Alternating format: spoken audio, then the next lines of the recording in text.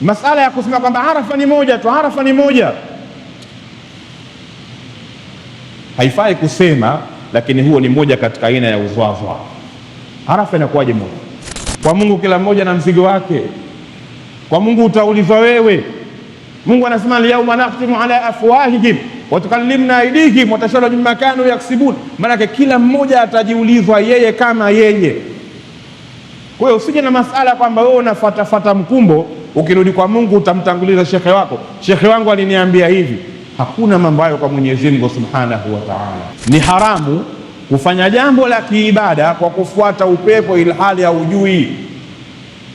Nilisema siku moja hapa, wengi tunasali lakini swala zetu hatuzijui. Kuswali kwa kufuata upepo, kwamba imamu kainama na wewe umeinama, imamu kainuka na wewe umeinuka, katoa salamu na wewe umetoa salamu, hiyo swala hamna kitu. Kaa chini usome. Unapopata ile mipango ambayo umeipanga na umeikusudia, umeimiliki katika mikono yako, maendeleo utakayoyafanya ni kuwekeza mambo ya miaka ijayo. Nani alikwambia utaishi miaka yote hiyo? Kuna mtu ana miaka 60 leo na bado ananunua majumba, anajenga. Miaka 60 bado unajenga tu. Lakini katika hayo maendeleo utakayoyafanya, ikiwa utapata nafasi za kutembelea kule makaburini, ukayaona yale makaburi ambayo mle ndani kuna matajiri wamelazwa, kuna wanawachuoni walolazwa pale, kuna wenda wazimu wamelazwa pale, kuna wafuta bangi wamelazwa pale, kuna viongozi wamelazwa pale, kuna watoto wadogo wamelazwa pale, kuna watu wenye heshima wamelazwa pale, kuna wasiokuwa na heshima wamelazwa pale. Ndio kiwanja ambacho kila aina ya mtu amelazwa pale. Nenda kamuulize mchimbaji wa kaburi, nataka kaburi la mwanachuoni, atakuonesha. Kaburi la mtu aliyefanya kazi kubwa katika dunia ya kuwekeza kwa mali, atakuonesha. Kaburi la mwenda azimu, atakuonesha. Kaburi la mwenye akili sana nani, atakuonesha. Makaburi yote utakuta yako pale. Utakapokwenda kutembelea pale, ikiwa utajiona wewe ni tajiri, kwamba kumbe kuna tajiri alikuwa kabla yangu naye amezikwa, maana na mimi pia nitazikwa. Hili litakufanya ulichokipata utakigawanya. Utafanya kwa ajili ya dunia yako, kwa sababu wala tansa nasibaka min dunya, usisahau nafasi yako katika dunia. Utafanya kwa ajili ya dunia yako, lakini pia utafanya kwa ajili ya akhera yako, kwa sababu safari yako ni kuelekea kwa Mwenyezi Mungu Subhanahu wa Ta'ala. Ndio muhimu wa mambo haya. Lakini leo sote, au kama sio sote basi 99% mambo haya hatuyataki na wala hatuna habari nayo.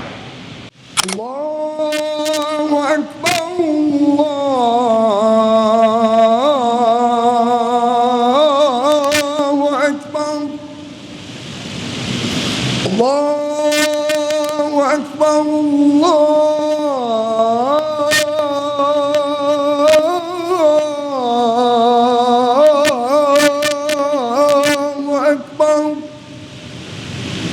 أشهد أن لا إله إلا الله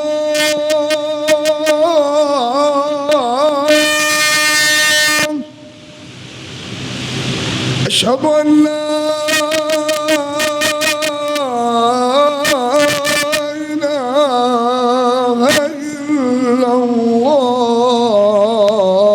الله أشهد أن محمدًا رسول الله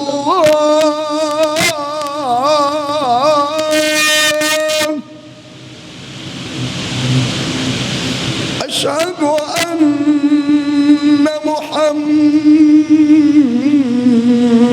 محمدًا رسول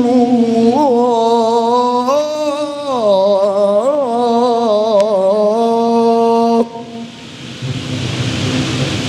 حي على الصلاة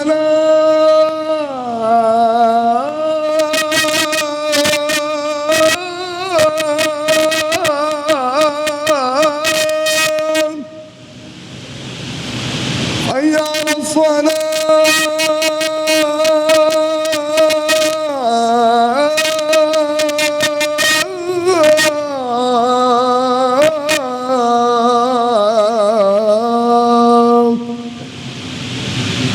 حي على الفلاح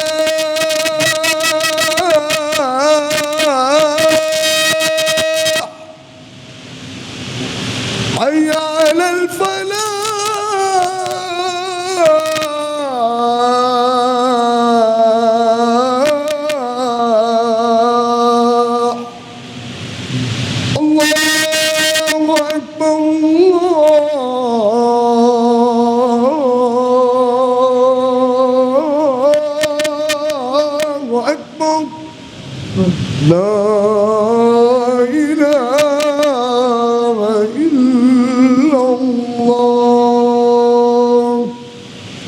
Nitangulize kumshukuru Mwenyezi Mungu Subhanahu wa Ta'ala,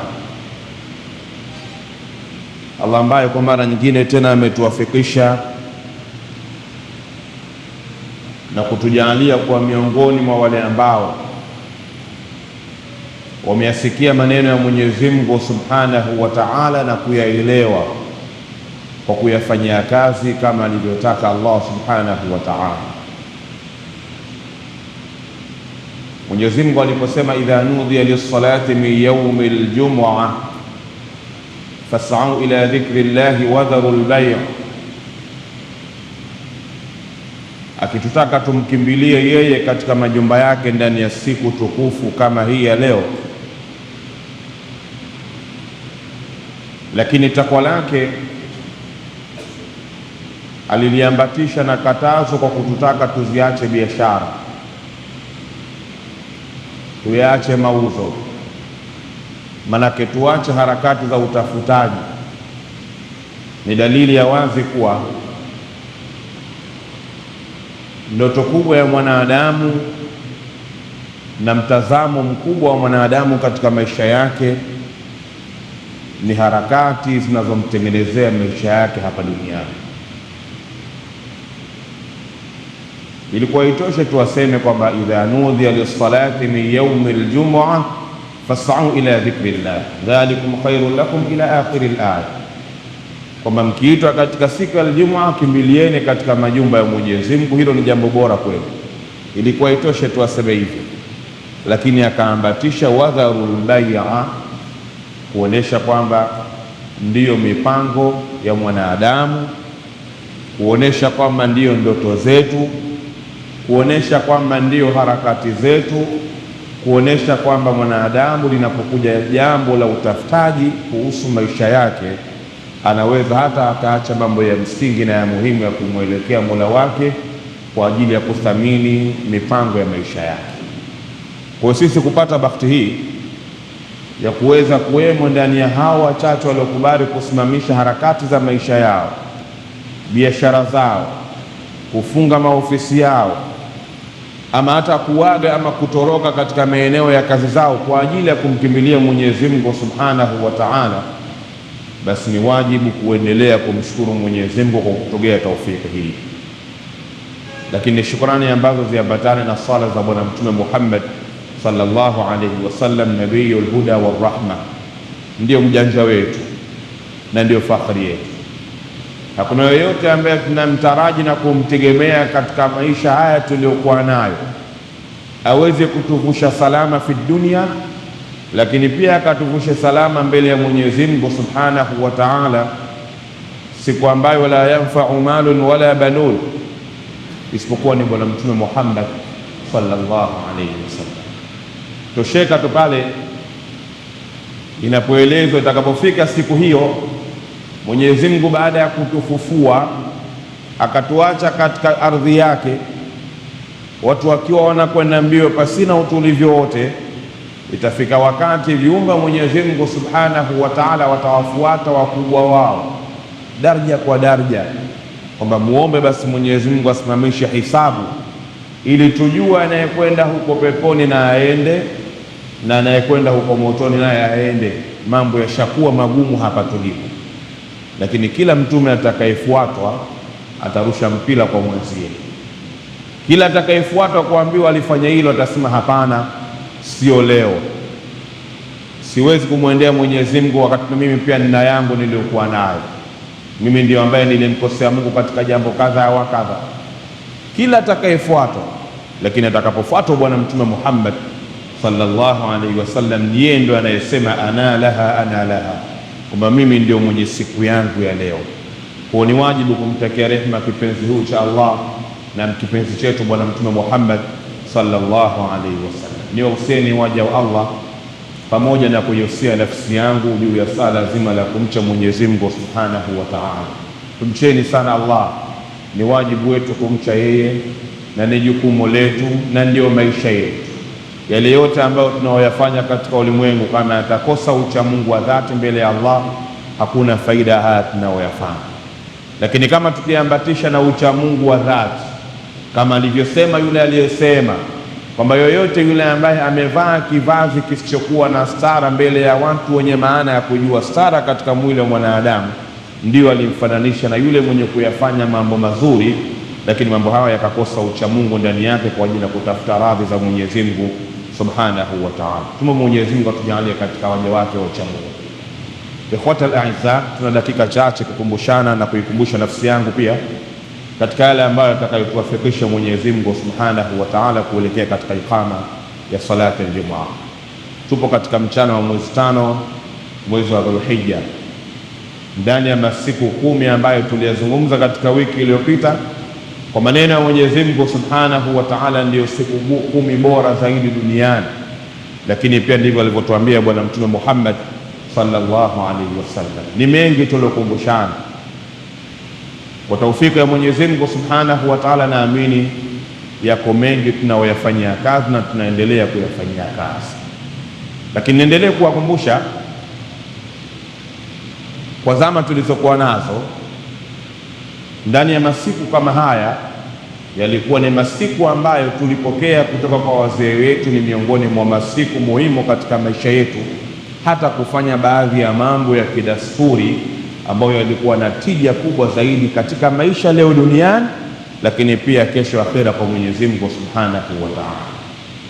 Bahati mbaya tupo katika zama ambazo mashekhe zetu na wanachuoni wanazitaja zama hizi katika kuyapokea na kuyaendeleza yale ya kheri, baada ya kuzitaja zama mbili zilizopita kwamba ndio zama zenye kuyafuta mambo ya sawa sawa.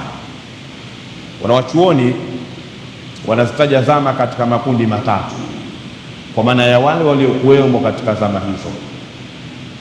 Zama za kwanza ni zama za Bwana Mtume Muhammad sallallahu alaihi wasallam na masahaba wake, ambazo hizo wanaziita ni as-sabiqun, na Mwenyezi Mungu ndani ya Qur'an anaeleza wazi, was-sabiquna al-awwaluna min al-muhajirina wal-ansar ila akhir al-ayat. Wale ambao waliishi na Bwana Mtume Muhammad sallallahu alaihi wasallam wakifundishwa Uislamu kutoka kwa mwenye Uislamu wake, wakifundishwa Uislamu kutoka katika matirio halisi ambao Mwenyezi Mungu Subhanahu wa Ta'ala anaitelemsha Qur'ani kuja kwa Mtume Muhammad sallallahu alaihi wasallam, na wao ndio wanaipokea kutoka kwake. Ni as-sabiqun ambao walitutangulia katika imani, walitutangulia katika kufanya kheri, walitutangulia katika misingi ambayo ilithaminisha na kuonesha utukufu na thamani ya mwanadamu ulimwenguni na kesho akhera. Wamepita hawa, na Mwenyezi Mungu ukisoma ndani ya Qur'an anaelezea namna gani wamefanikiwa katika maisha yao. Walifanikiwa kwa sababu walikuwa na Bwana Mtume Muhammad, lakini walifanikiwa kwa sababu walimfuata na kuishi naye vile alivyotaka Bwana Mtume Muhammad, ambayo ndio maelekezo ya Mwenyezi Mungu Subhanahu wa Ta'ala. Lakini zama za pili ni allahikuna, ni wale ambao walipokea kutoka kwa hao walioishi na Bwana Mtume Muhammad, at-tabi'in, na waliofuatia baada ya hapo, ambao wao walikubali Uislamu halisi ni ule ambao wameupokea kimaneno na matendo kutoka kwa zama zilizopita mpaka kurudi kwa Mtume Muhammad, na wameyaishi maisha hayo, na pia kwa kule kufuata taratibu zile, kuyafuata mapokezi yale, na wakaishi nayo katika kutafuta radhi za Mwenyezi Mungu Subhanahu wa Ta'ala. Tunaamini kwamba nao pia wamefanikiwa mbele ya Mwenyezi Mungu Subhanahu wa Ta'ala. Lakini mwisho wa zama hizo ndio mwanzo wa zama ambazo wanawachuoni wanaziita almahikuna, ni zama tulizokuwa nazo. Almahikuna ni mimi na wewe. Almahikuna ni wale ambao wapo katika zama zetu. Almahikuna ni wale ambao wanayaona yale ambayo walianzisha Bwana Mtume Muhammad, wanapokezwa, lakini wao hawako tayari kuyapokea vile wanavyopokezwa, bali wapo tayari kuyatia dosari na kuyaweka katika misingi wanayoiona wao kuwa ndio ya sawa sawa. Mungu Mwenyezi Mungu atujalie tuwe katika wale allahikuna. Allahikuna kama tulivyosema ni ambao wamepokea na wakafata wakafanya. Almahikuna ni wale ambao wanapokezwa, lakini wakishapokezwa wanakwenda kukaa chini kutia dosari,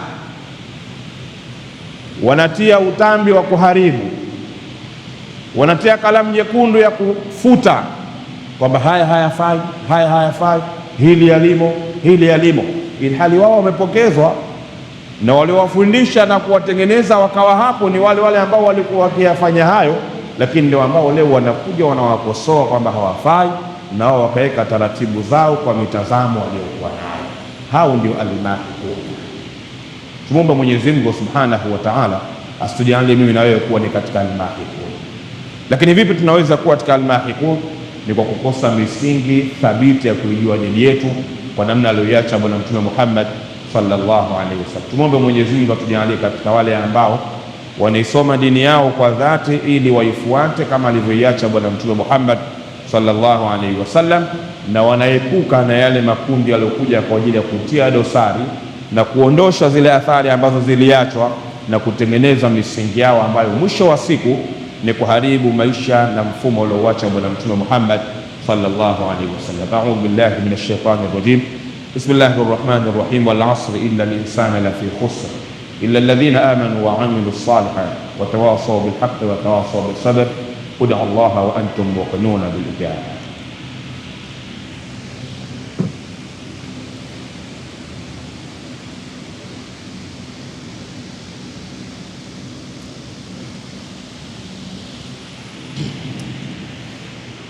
Alhamdulillah wa salli wa sallim ala habibihi sayyidina rasulillah Muhammad bin Abdullah sallallahu alayhi wa ala alihi wa sahbihi wa mawala. Amma ba'd, fa ya ikhwatal a'izza marratan ukhra usikum wa usi nafsi bitaqwallah.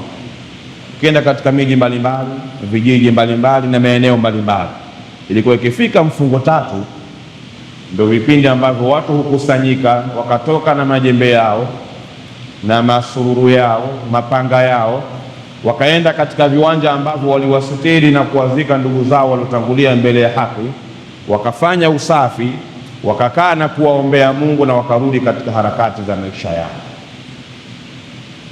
Lakini maal asafi shadid, tuko katika zama ambazo wamekuja wajuaji zaidi na kuyaondosha mambo haya ambayo tuliyakuta kutoka kwa wazee wetu. Mtume Muhammad sallallahu alaihi wasallam alisimuliwa siku moja na mama Aisha radhiallahu ta'ala anha wa arda.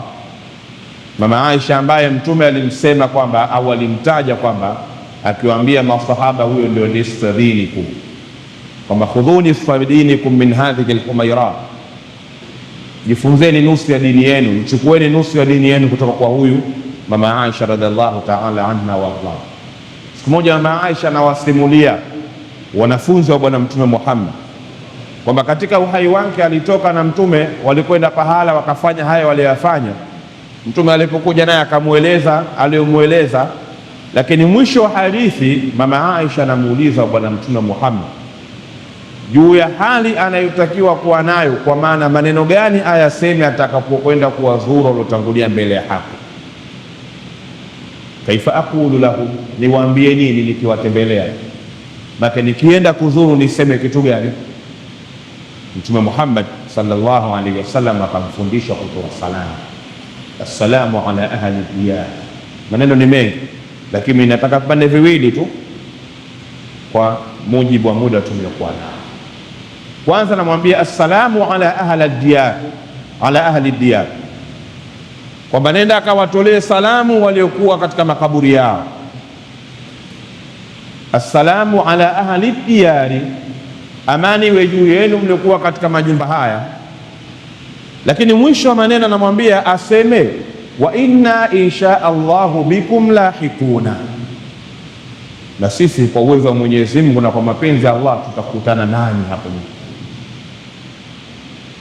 Ikiwa mwanzo anamwambia awatolee salamu, tena akatumia neno ahla diyari, makaburi Mtume anaita ahla diyari, kwamba walikuwa mle ndani wapo katika majumba.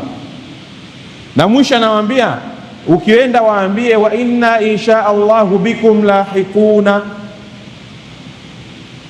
Wengi mnajua lugha ya Kiarabu, kwa nini asingemwambia na mwisho waambie wa inna insha Allahu bihim lahikun, kwamba na sisi Mungu akipenda tutakutana nao hawa waliolazwa hapa? Kwa nini anamwambia nenda akawaambie na sisi Mungu akipenda tutakutana na nyinyi hapa? Maanake ni kwamba anamfundisha mama Aisha namna ya kuzungumza na wale waliozikwa katika makaburi yao. Utazungumza na watu ambao hawakusikii.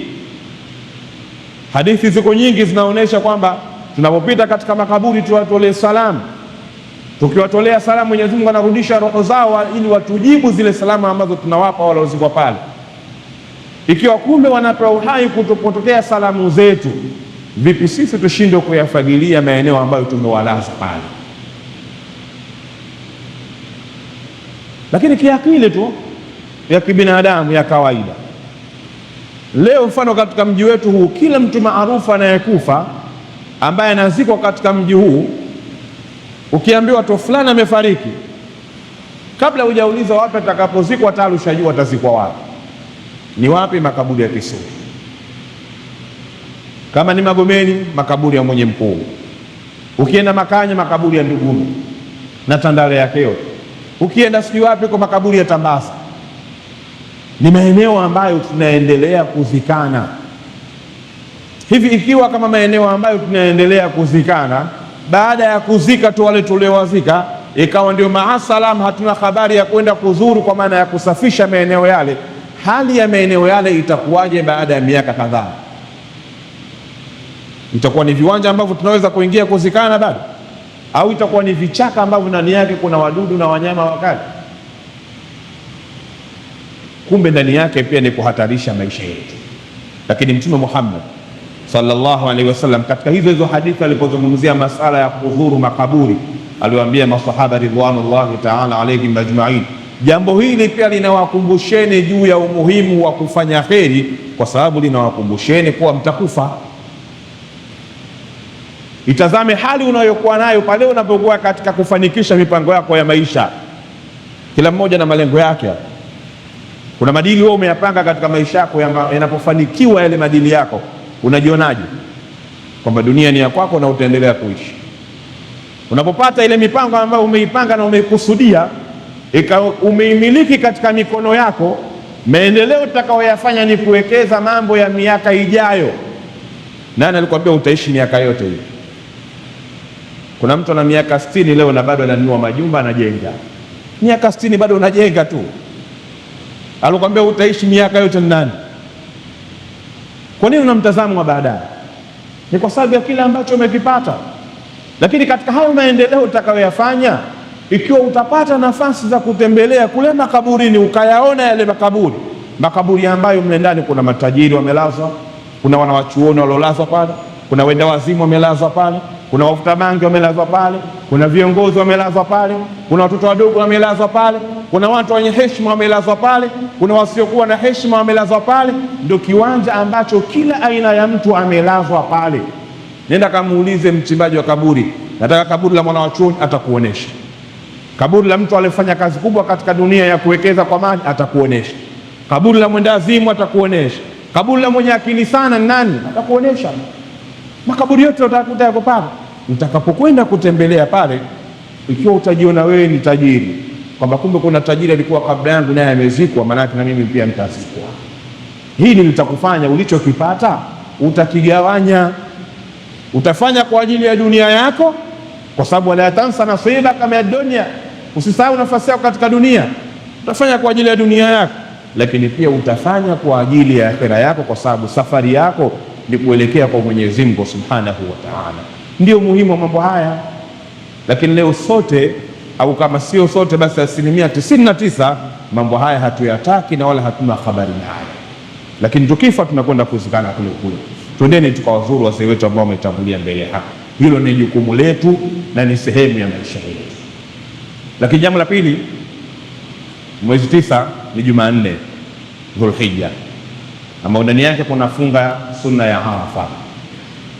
Niwakumbushe tu ikhwata al-a'izza, miaka kadhaa imekuwa ni siku ambayo watu hugawanyika katika makundi mbalimbali kwa mujibu wa nchi yetu na maeneo mbalimbali.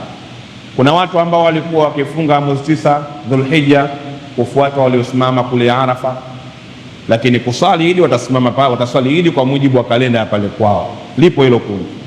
Kuna ambao walikuwa wakifunga kuwafuata wa kule na wanaswali pia kufuata kalenda ya kule. na kuna wale ambao walikuwa wakifunga kufuata mwezi mwandamo wa pale walipo, na wanasali kufuata mwezi mwandamo wa pale walipo. Bitaufiki llahi subhanahu wa ta'ala, Mungu ametaka mwaka huu wote tumekwenda sambamba katika tarehe moja. Hili la kwenda sambamba katika tarehe moja haina maana kwamba kila mmoja amehama katika msimamo wake juu ya kila anachokiamini, bali nikusaidie wewe ndugu yangu juu ya msimamo uliokuwa nao. Ikiwa msimamo wako ni kalenda moja, kwamba mahujaji wanasimama lini Arafa, na wewe ndio ukafunga kuifuata siku hiyo, au ukafunga kufuata siku hiyo lakini ukaswali kufuata siku ya pale ulipo, na haya umeyapata baada ya maendeleo, baada ya kusoma sana ulikokuona mwenyewe na kujua mambo mengi ya kimtandao, nikupe moja katika mambo muhimu atakayokusaidia. Tukimaliza mambo ya siku hizi 10, manake una siku zaidi ya 360 kwenda kuzipata siku 10 nyingine tena kama hizi, kwa maana una mwaka mzima. Masala ya Arafa hayakuchukui hata miezi 2-3 kama akili yako ndio zito kuweza kuyasoma. Hebu nenda kaka chini uyasome. Ondoka katika ule mlango wa kufuata upepo. Mpaka lini utafuata upepo? Mpaka lini? Biashara zako na kuendeshea nani? Unamwamini nani katika nyumba yako? Unamwamini nani katika kazi zako za kimaisha? Kwa nini jambo la kimungu bado unafuata upepo tu? Kuna mtu haelewi. Ukimuuliza asema sisi tunafuata maamuma, tunafuata hao mashona wanavyosema, ndio hivyo hivyo.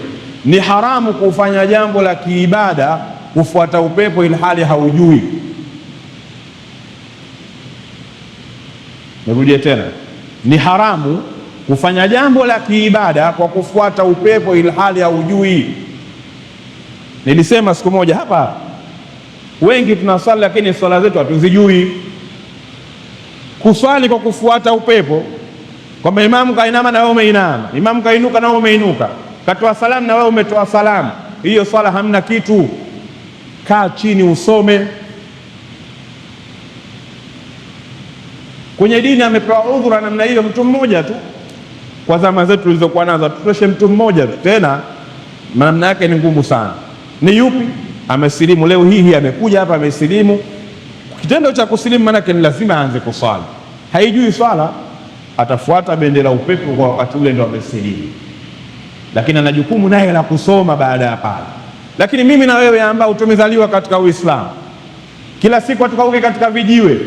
Muda wa kufuatilia mambo ya vijiweni tunao, lakini muda wa kukaa chini kuisoma swala hatuna.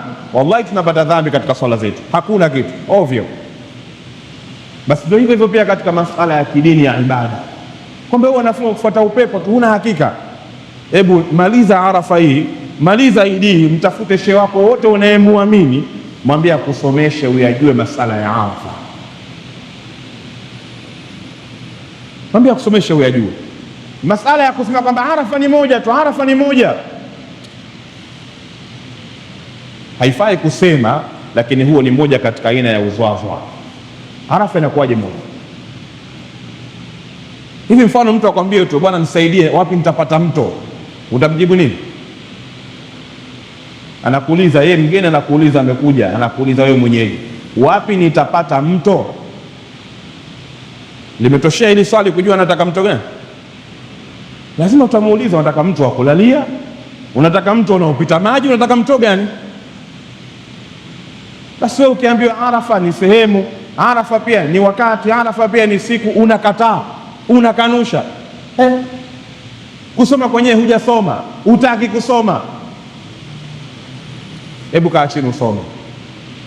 Naamini ukiyasoma masala haya ndani ya mwaka mmoja, ikija Dhulhijja ijayo hautokaa chini nawe kupelekwa upepo kwamba Arafa ni ipi kila siku na ujiuliza swali hilo. Lakini ukiendelea kubaki hapo kwamba ikifika haya tuwasikiliza hao BAKWATA wanasemaje, tuwasikiliza hao Wasuudia nao wanasemaje, huko ni kupoteza mwelekeo wa ibada zako mbele ya Mwenyezi Mungu Subhanahu wa Ta'ala. Na kupoteza mwelekeo wa ibada zako manake hakuna kitu unachokifanya katika ibada zako. Narudia kwa mara nyingine kusema tena, mambo ya kiibada huyafanya pasina elimu nayo ni sawasawa na hakuna kitu. wa kullu man bighairi ilmin ya'malu a'maluhu mardudatun la tuqbalu. Mwenyezi Mungu anasema maneno haya katika wanachuoni, kila yule ambaye anafanya mambo lakini mambo yale hayajui na ni mambo ya kidini, mambo yake atajielezea mwenyewe kwa sababu hana faida nayo. Imamu anaswalisha, amemaliza rakaa 4, amesahau kama ni rakaa 4, akainuka kwenda ya 5. Wewe hujui chochote ulokaa nyuma yake, kwa kuwa ameinuka nawe unamfuata. Baada ya swala unaulizwa, mbona ulimfuata imamu katika rakaa 5? Si imamu kainuka na mimi lazima nimfuate. Soma ujue. Kumbe ungelisoma ungeelewa kwamba imamu kazidisha, mimi kwa kuwa ninajua anachokwenda ni ziada, nikikifanya mimi ndio nimekosea, utaongea baki pale pale. Lakini imamu kainuka nao umemfuata nini? Kwa sababu imamu kasema Allahu akbar. La ta'ata li makhluqin fi ma'siyati al-khaliq. Na wala msije mkakaa na dhana kwamba tukirudi kwa Mwenyezi Mungu msalaba huu msalaba wake fulani, manake maneno hao yapo kwamba sisi tunawafuata hao mashehe, tena kama tumekosea watajua wao na Mungu wao. Wala taziru wazira wizra ukhra. Kwa Mungu hakuna mipango hiyo. Kwa Mungu kila mmoja na mzigo wake. Kwa Mungu utaulizwa wewe.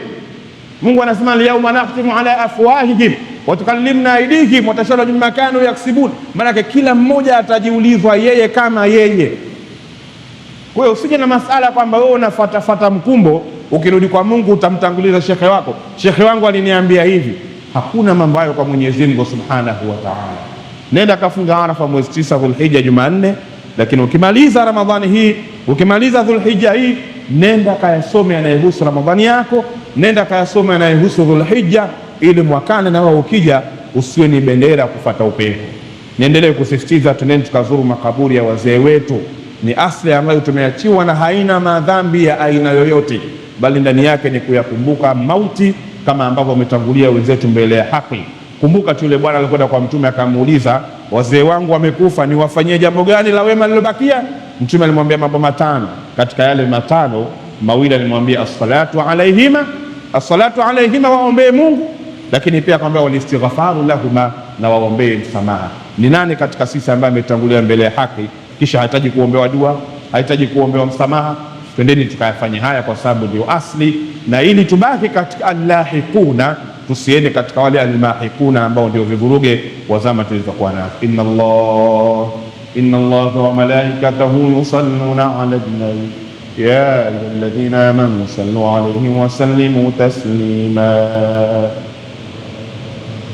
Allahumma salli wa sallim ala sayyidina Muhammad wa ala ali sayyidina Muhammad kama sallaita ala sayyidina Ibrahim wa ala ali sayyidina Ibrahim fil alamin innaka Hamidum Majid. وارض اللهم عن الخلفاء الراشدين الخليفة سيدنا أبي بكر الصديق وسيدنا عمر الفاروق وسيدنا عثمان بن عفان سيدنا علي بن أبي طالب رضوان الله تعالى علينا وعلى كل أصحاب رسول الله أجمعين. اللهم اغفر للمؤمنين والمؤمنات والمسلمين والمسلمات الأحياء منهم والأموات. عباد الله، إن الله يأمر بالعدل والإحسان وإيتاء ذي القربى وينهى عن الفحشاء والمنكر والبغي يعظكم لعلكم تذكرون. اذكروا الله العظيم يذكركم وادعوه يستجب لكم ولذكر الله تعالى عز وجل أكبر. والله يعلم ما تصنعون. قوموا إلى صلاتكم رحمكم الله. استقيموا واعتدلوا وتراصوا رحمكم الله. سووا صفوفكم إن تسوية الصفوف من تمام الصلاة.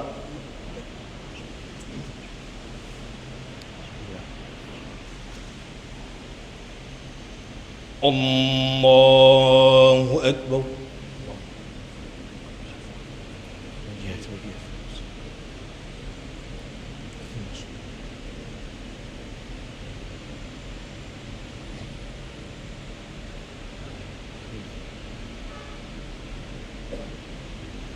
بسم الله الرحمن الرحيم.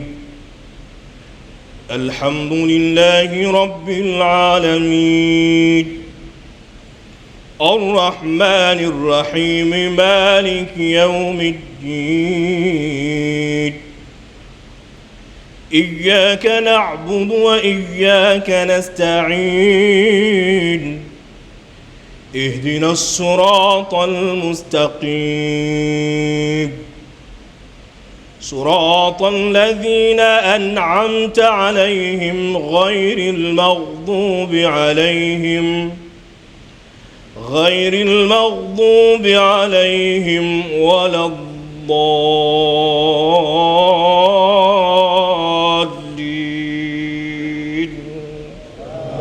آمين.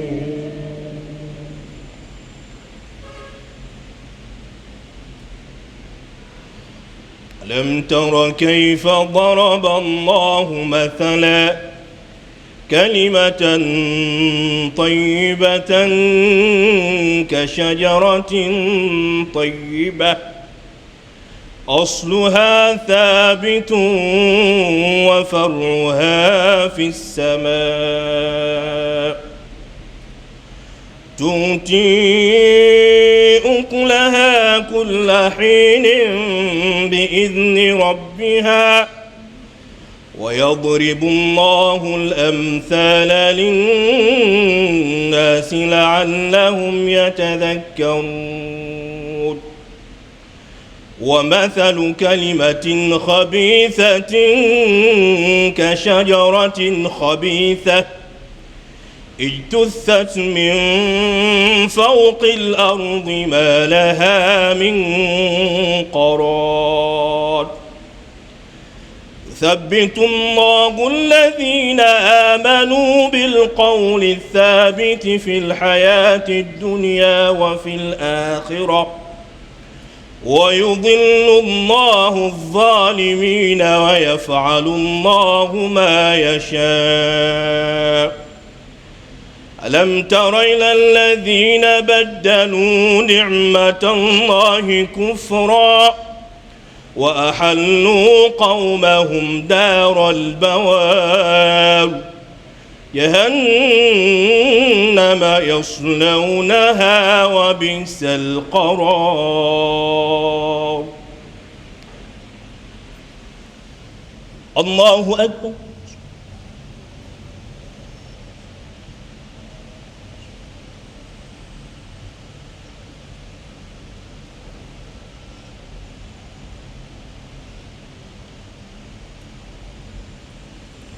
سمع الله لمن حمده.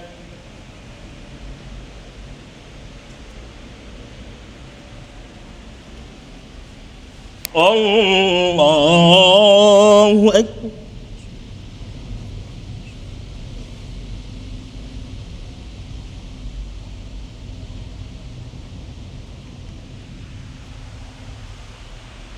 الله أكبر.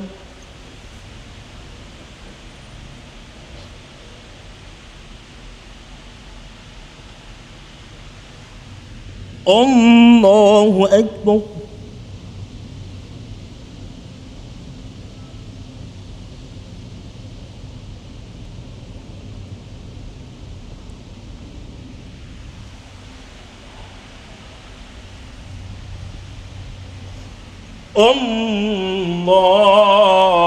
الله أكبر. بسم الله الرحمن الرحيم الحمد لله رب العالمين الرحمن الرحيم مالك يوم الدين إياك نعبد وإياك نستعين اهدنا الصراط المستقيم صراط الذين أنعمت عليهم غير المغضوب عليهم ولا الضالين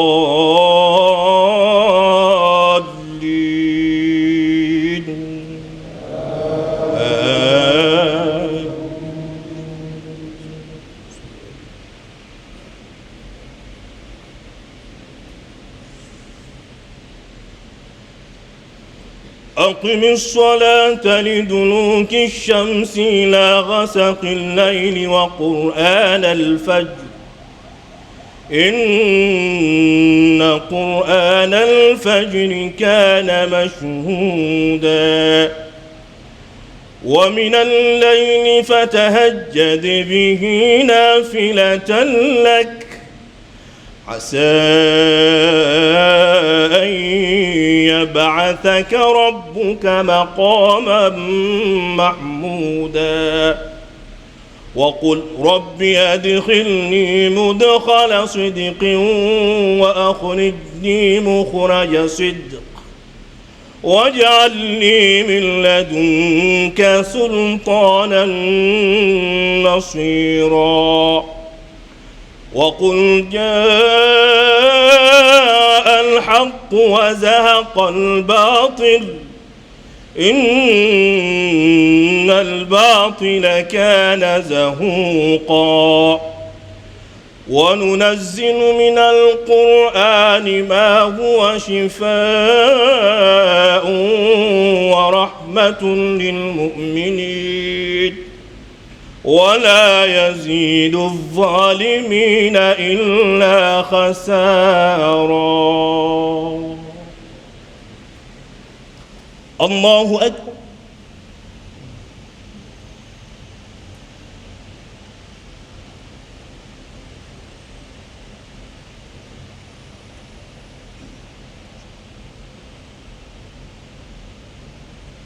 سمع الله لمن حمده.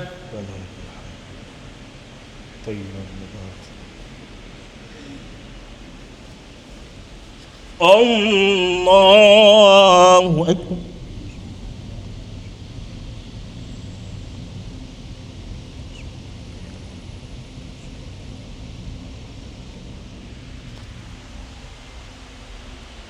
الله أكبر.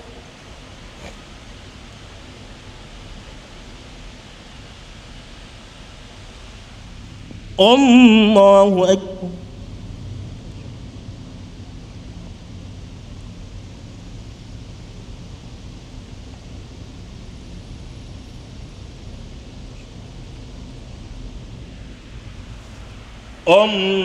الله أكبر.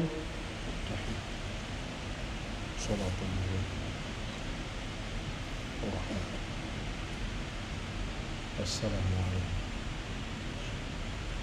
أشهد أن لا إله إلا الله. اللهم صل وعلى آله وصحبه.